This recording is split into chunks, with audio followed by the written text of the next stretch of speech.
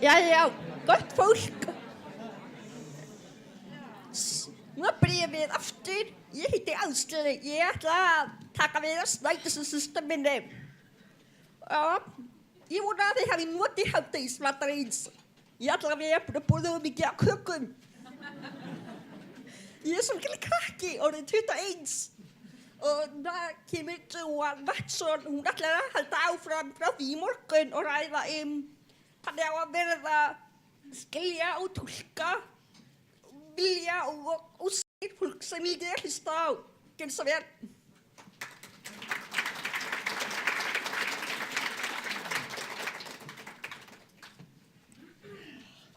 Tack.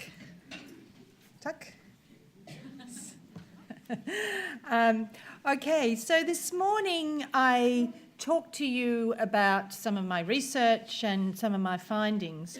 And what I'd like to do for the next maybe 36 minutes is talk to you about some of the strategies that we've developed out of this research. And, you know, like anything, it's a moving feast, as we would say. So things are changing all the time, and we're learning lots of new things and adding things. But this is some of the strategies that we're using at the moment.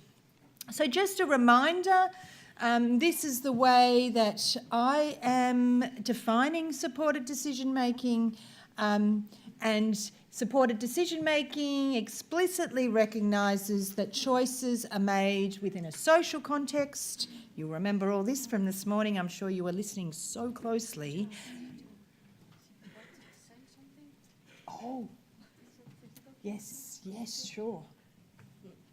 Afsakið, ég gleymdi að láta vita þess að fyrir bara headset geta fengið frammi. Það var best að setja hjá glervagninum þarna. Ok, gjörðu svo vel, halda áfram. Okay, I'm not sure what you said there, but... Oh, the headsets, yes, okay, which kind of, the irony of that is... Anyway, supported decision-making, it makes the assumption that everyone can guide their own decisions with support, and therefore challenges this notion of decision-making incompetence. So that's just a reminder. And what we're hoping, many of us are hoping, is that Article 12 will provide us with a mechanism to really support this group of people with severe and profound intellectual disability, to have their will and preference heard. So again, you've seen this one, and I want to focus on the green circle.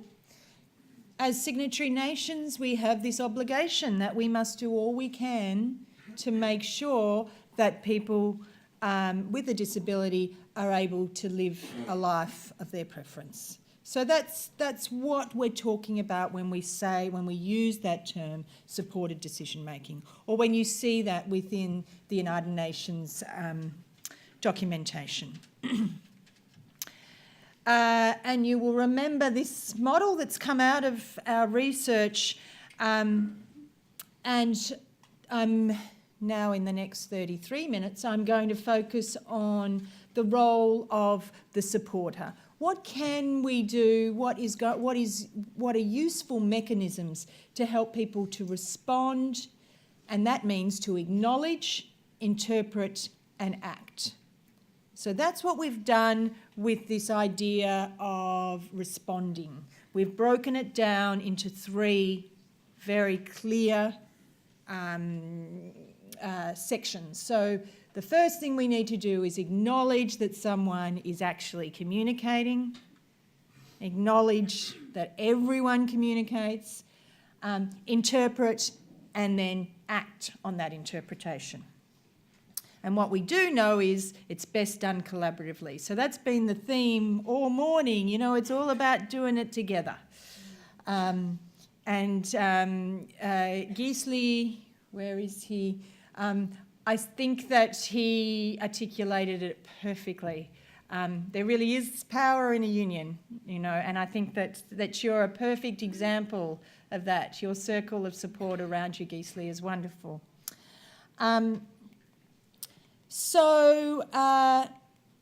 This is the model that we won't have time to go all the way through again, but we're going to focus on this notion that the role of a person who communicates informally in decision making. So what is their role? Let's have a look at that role. And their role is to express will and preference intentionally and unintentionally using a range of modalities. Okay, so that's something that we all know. And the role of the supporter, as I said, is to respond. So there's a dynamic here when we look at supported decision making. Now, what we've found is that there is, in many cases, a lack of understanding that communication is a universal thing, that all human beings communicate. Okay, when we see that, in our research, when we saw people who had this perception that there is people who don't communicate, they were, not surprisingly, they were less likely to respond to the person that they were supporting. So we saw that it was really important when we're training is to get people to understand this concept of universal communication, that everybody communicates. And as I said, that this was demonstrated in our data.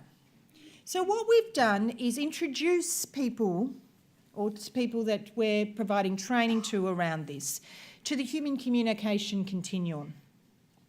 And this continuum, I think, is really very useful in helping us understand the human communication continuum, that we all communicate along a continuum. Okay, now I would usually in a workshop spend a lot of time here trying to help people understand this concept. But what do we mean by unintentional communication? And this is a really important concept. This person is communicating unintentionally. I believe she's probably communicating unintentionally. What I mean by that is that she's giving a message. She's giving a message, whether that be that she has a headache, she wants someone to stop talking, she is tired. So there's all kinds of messages that she is likely to be giving here. She's not necessarily doing that intentionally, though, deliberately. Yeah? So she's not necessarily understanding that if she does this, that you're going to respond and give her a headache tablet. Okay? Now, many of the people that we support communicate like this all the time. Are they communicating? Good answer. Of course they're communicating. But the important thing is that they rely on someone else to interpret for them. And it makes it's a very, very difficult job. Again, it is rocket science. And then along this continuum, we have intentional, informal. So this is where people start to understand that communication has a purpose. Okay? So, this young fella, I think he's being very intentional in his communication to his big sister. He may not be using words. I'd say he's using vocalisations. I'd say he's going, ah, at her. He's certainly communicating, and he's doing so intentionally, I would say. And then we have formal communication, which is the way that I'm communicating now. Speech is formal communication, pictures, sign language, written word. symbolic communication or formal communication is a very advanced cognitive skill. Okay? So most of us here are able to communicate in a symbolic way. We understand that the word bottle represents this thing. Okay?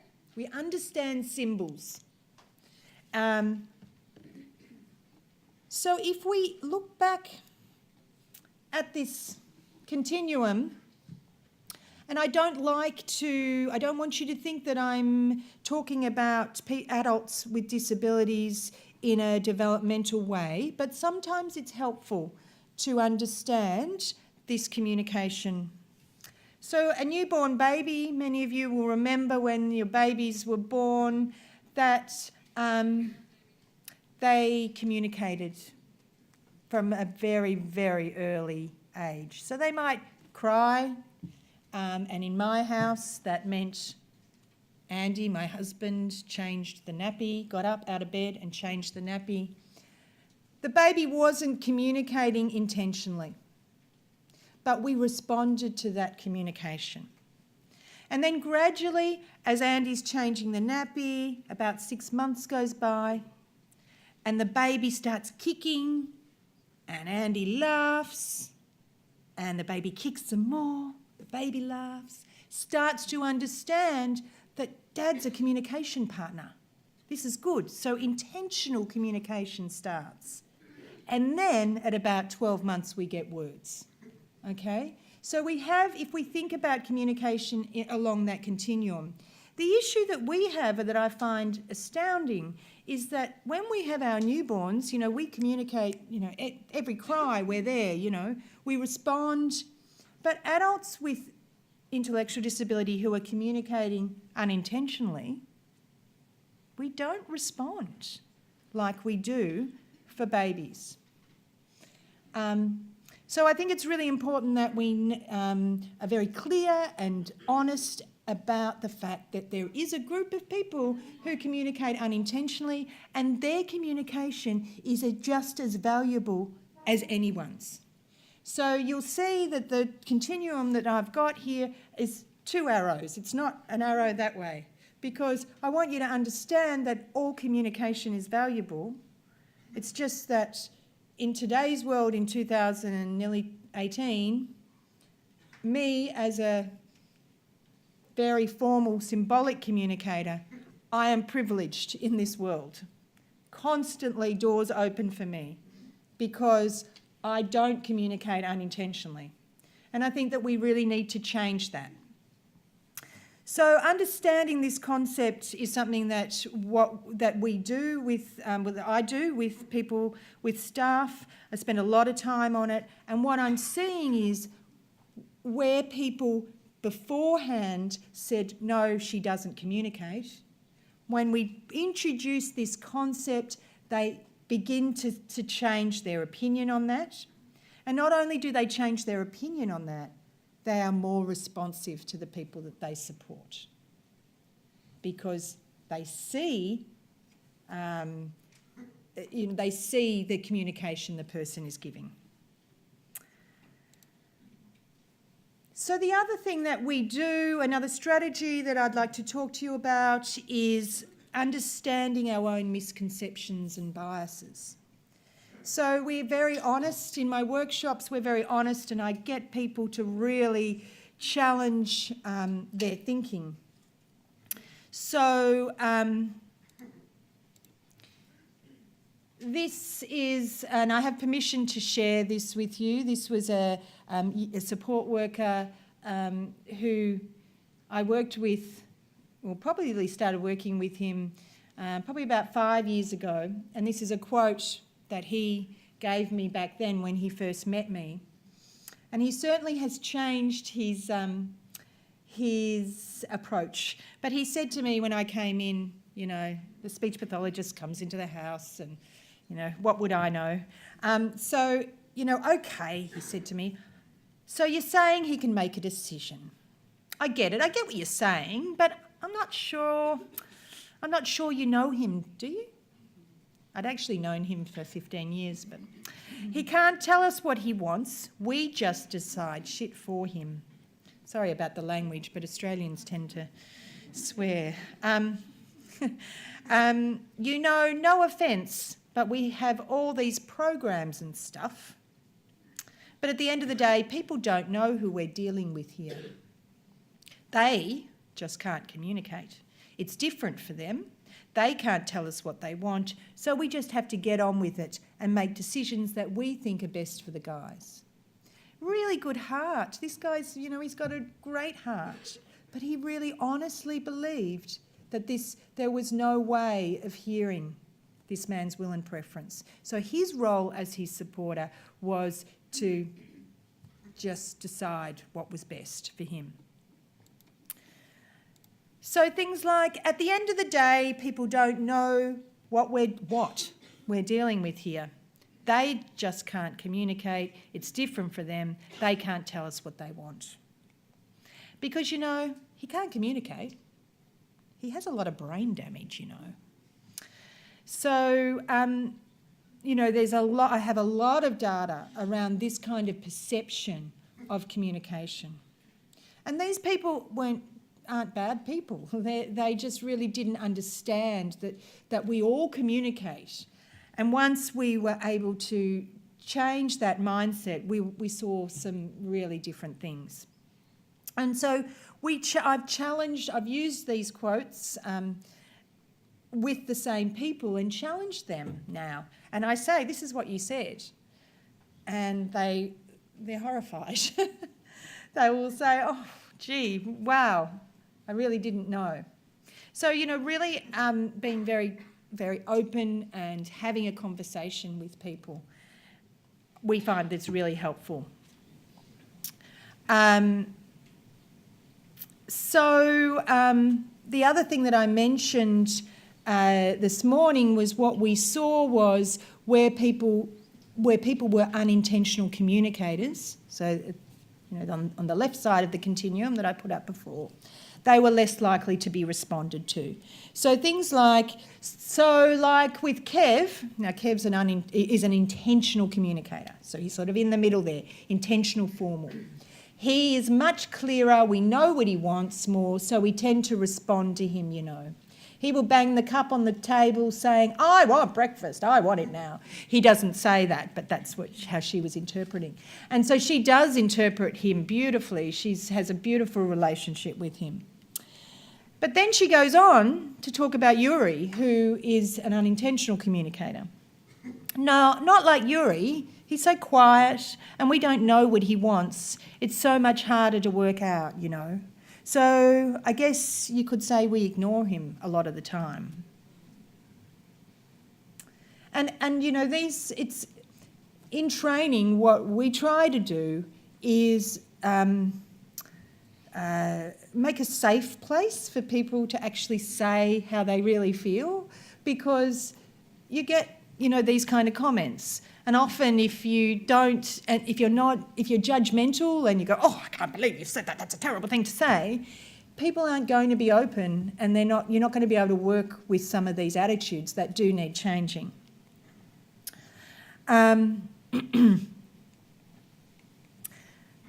So another quote here.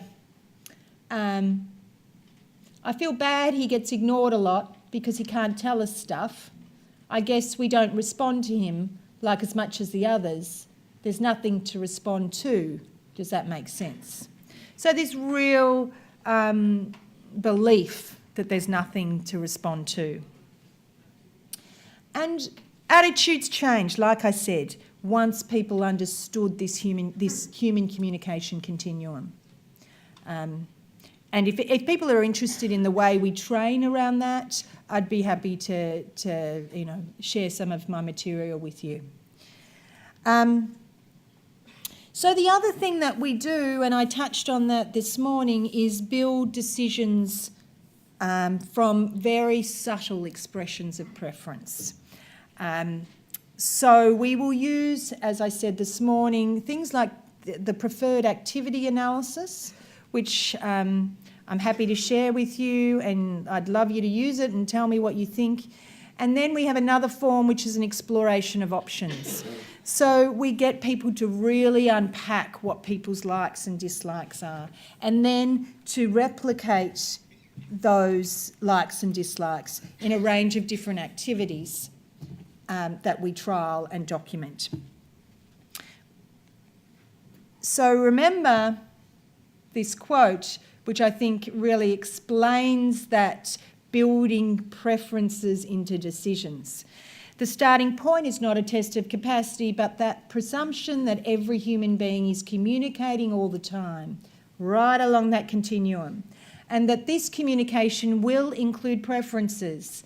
Preferences can be built up into expressions of choice and these into formal decisions. From this perspective, where someone lands on a continuum of capacity is not half as important as the amount and type of support they get to build preferences into choices. So again, I know I gave you that quote yesterday, but it's yesterday. Where am I?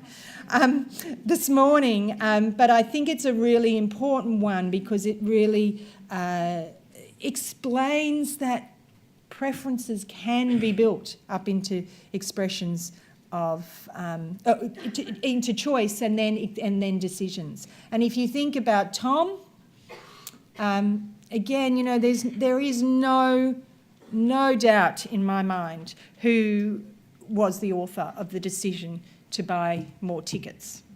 No doubt. So that is a decision that he, with support, made.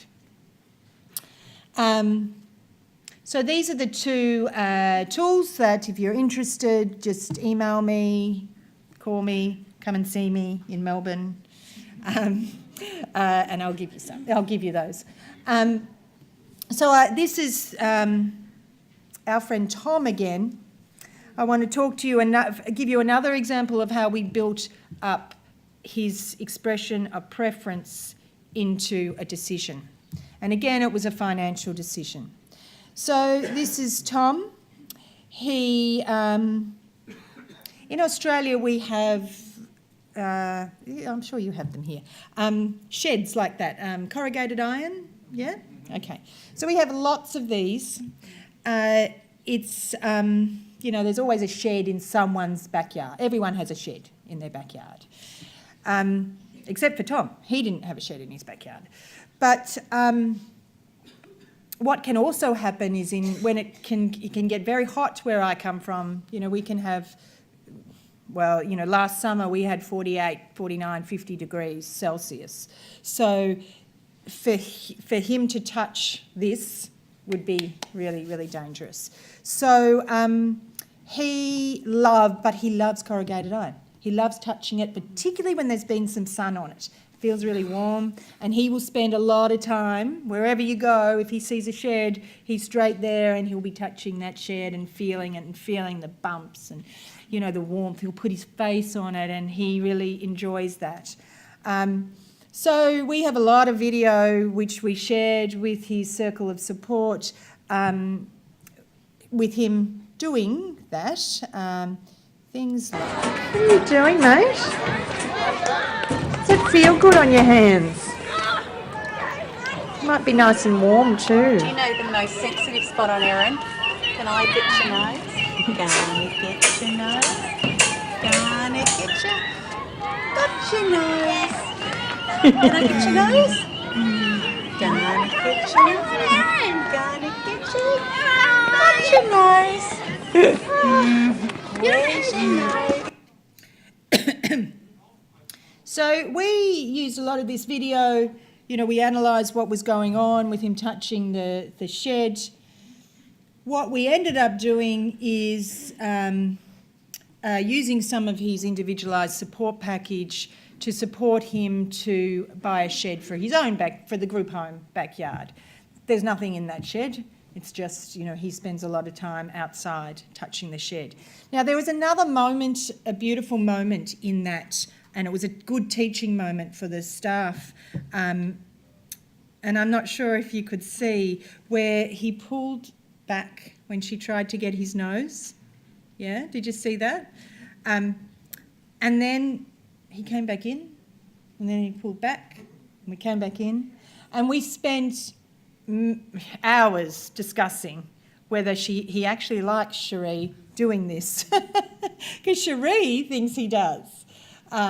So what we were able to do then is, okay, let's test it out again. So we'd use more video to really analyse. So we use a heap of video, to help us get to the heart of what someone's will and preference is. And this is Yuri. He is in a cafe. He's eating cheesecake, and we'd been exploring some of his likes and dislikes with him, and using the preferred activity analysis that I've spoken about.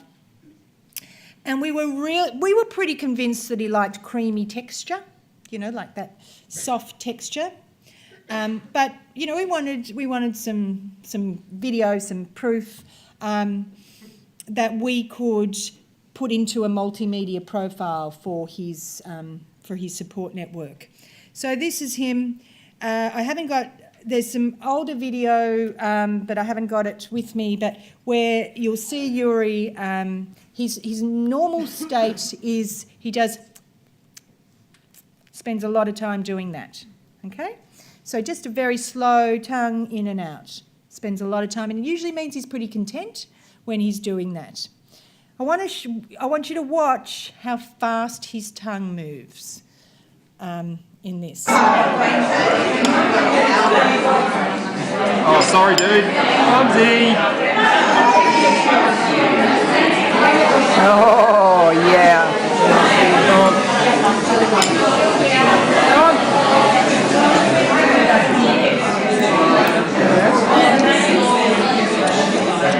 I think I'm glad we got two, mate.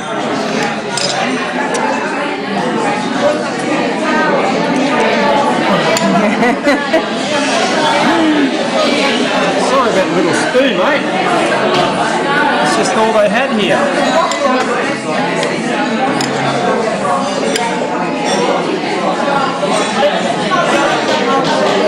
So, mate, we're going to be back. Okay, I think you get the gist there. That really quick tongue movement, we could see that was something. He was really enjoying that cheesecake. He had, we got two. You might have heard in a very Australian accent the fella saying, I'm glad we got two, mate. So he really enjoyed that. So what we were able then to do is then to start explore some of the other food items that he might like that have that same texture. So, now he eats camembert and brie and, that kind of thing. And I think I presented I did present the data this morning of who would he be, well, what kind of food would he eat? This is the chap where they said, he'd eat lots of creamy cheese, he'd eat flash cheese and good wine. So this is him. So his diet's very much changed.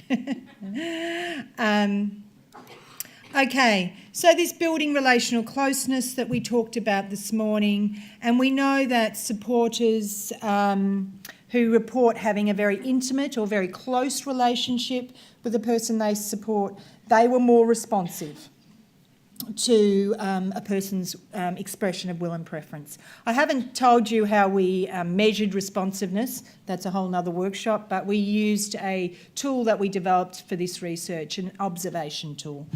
But so we were able to then measure.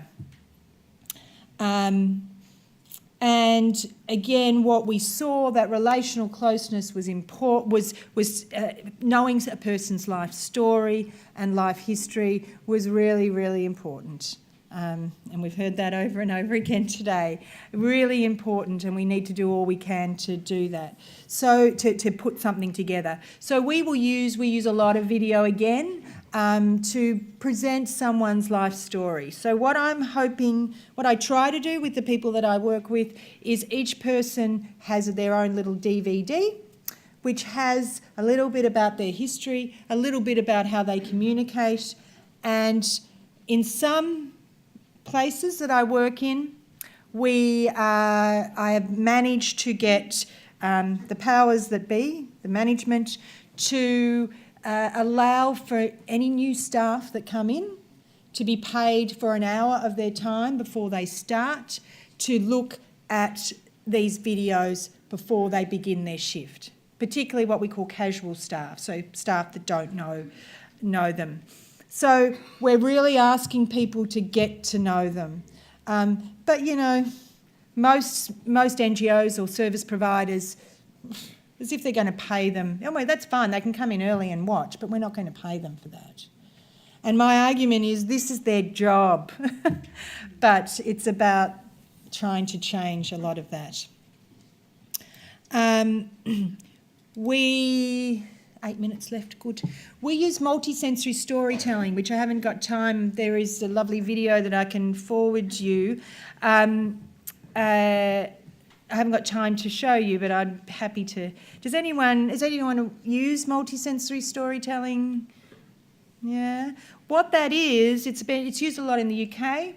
And what it is so for example, Yuri, who you met before, the man with the cheesecake, he's been doing a lot of fishing. And the reason why he's been doing a lot of fishing is because he really is attached to a rod that was made for him, a fishing rod, that makes a really great clicking noise, and he does lots, sits. And he also is someone who likes wind on his face and being outside. So he sits on a pier and he winds this thing. The line's very rarely in the water, but that doesn't matter. He's very, very happy because he's got this clicking noise that he... So what we do with him is that an example of a multisensory story that we might use is that he will come back. So he might go out to the beach with me and we go fishing, and then we will come back to the house and we will be able to tell a story about what we got up to or what Yuri got up to. And so we will take an object of something that happened there. So we'll always take the reel, and he won't let go of that clicky reel, and he sits and we talk about that, and he touches it and he smells it and he winds it, and I tell the story through my words. So what we get to do is he gets to talk about his day. So, how many of us do that? We come home from work, how was your day, darling? We tell people about our day, but we need to allow Yuri to tell us about his day using objects or using things that are meaningful to him, like the windy thing. There was one day he did catch a fish with a lot of help. So we had the fish, we had the object that he was able, and that's, strong smell, the whole works. So it's a lovely strategy. Multimedia profiling, which I have talked about, and that's where we put together the DVDs for people. So we have a lovely way of people getting to know someone. Communication dictionaries, and I'm sure this is something that you would use. This is just a document that has 3 columns. What Yuri does, and so one of the things that Yuri does is he hums very, very loudly. It's a beautiful sound that he makes. So he hums loudly. Then there's another column that says what we think this might mean. Because we don't know for sure. We think it means that he's happy, and then how you should respond to that. Hang out with him, hold his hand, spend some time, sing a song, So it just, for people who are new to the field that really don't know necessarily or aren't confident or comfortable interacting with someone, it just gives them a bit of some guidance. And books about me. So that's just photo albums and things that we will use a lot of. Okay. And again, this notion of seeing a person beyond their disability, and we talked about that this morning. We do it constantly now. It's always a question we ask. So what clothes would he wear? Oh, he'd be comfortable but stylish. He wouldn't wear those tracky dacks. Tracky dacks are sweatpants, what you'd wear to the gym, yeah? Tracky dacks, I don't know. I think he would be quite social. He has that Scottish sense of humour. His dad was Scottish. He would have had to have a very fast car. I always thought he would be a courier or something like that.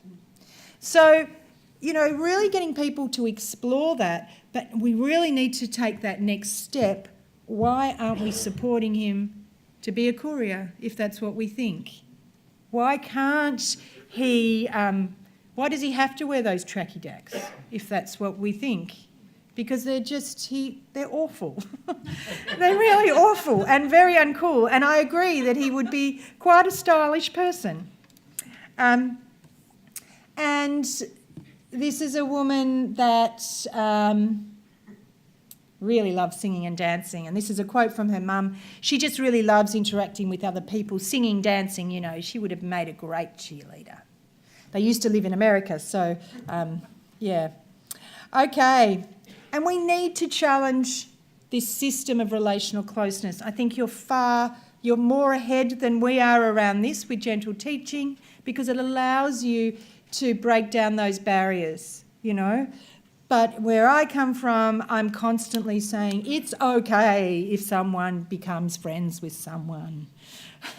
They're human, particularly, again, if there's no one in someone's life who isn't paid to be there. And remember those words from my hero, Billy Bragg, and the Beatles. There's power in a union. So the data that we have is very clear. We need to interpret someone's will and preference together, not individually, but to do it together, particularly for this group of people. Collaboration is really important. So come and visit me in Victoria. This is where I live in Australia. I would love you to. How does that translate?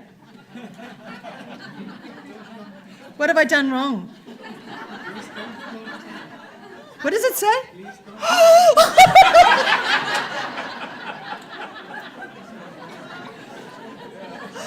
Oh, well, that's great. Thank you, Google Translate. I should have run it by you. Oh, my goodness. Please don't come to visit me. Is that what it says? Well, please do. And that's all. Yes. Oh, goodness.